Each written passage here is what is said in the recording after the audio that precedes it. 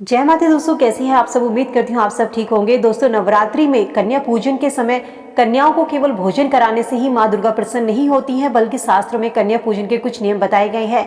उनको कुछ वस्तुएं उपहार में देने से माँ दुर्गा प्रसन्न होती हैं। सही तरीके से कन्याओं को भोजन कराने से माँ दुर्गा प्रसन्न होती हैं।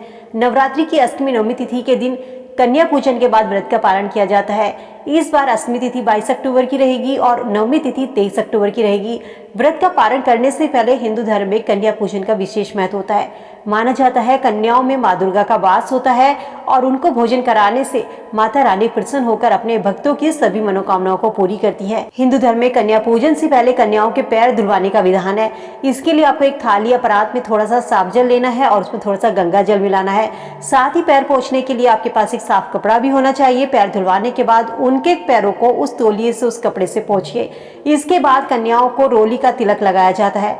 कन्याओं को लाल चुंदरी भेंट की जाती है। कन्या पूजन में हलवा, पूरी, चने का भोग लगाना चाहिए।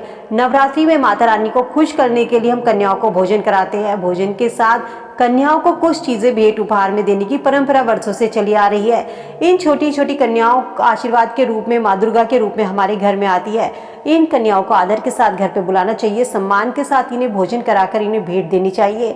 चलिए जानते हैं 5 ऐसी चीजों के बारे में जिनको जब हम कन्या भोजन करती है तो उसके बाद जब आप उन्हें देते हैं तो ऐसा करने से माँ दुर्गा आपसे प्रसन्न होती हैं। दोस्तों, जब आप कन्याओं को अपने घर पे भोजन कराने के लिए बुलाएं तो उन्हें लाल वस्त्र देने का विशेष महत्व होता है। लेकिन यदि किसी वजह से आप उन्हें लाल कपड़े या लाल वस्त्र नहीं दे सकते हैं तो आप उन्हें एक चुंदरी भी दे सकते हैं। इसको वृद्धि का प्रतीक माना जाता है। ऐसा करने से घर में धन की वृद्धि होती है। साथ ही लाल रंग की पोशाक माँ को बेहद पसंद है, इसीलिए लाल रंग के वस्त्र देने से आपका जीवन, आपका हर दिन मंगल और मजबूत होता है। नवरात्रों में कन्याओं को भोजन कराने के कम से कम एक मौसमी फल जरूर देना चाहिए। माना जाता है जब हम नवरात्र में कन्याओं को फल देते हैं तो इससे हमें अच्छे कर्मों का फल कई गुना वापस होकर मिलता है।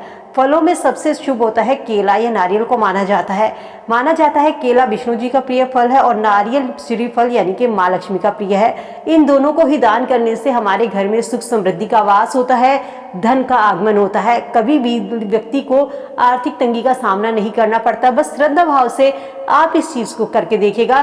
कन्या भोजन कराने के लिए आपको कम से कम एक मिठाई भी शामिल करनी चाहिए। अगर किसी वजह से आपकी मिठाई नहीं दे सकते हैं तो आप घर पर साफ सुथरी तरीके से सूजी आटे का हलवा भी माता रानी को भोग लगाकर कन्याओं को खिला सकते हैं।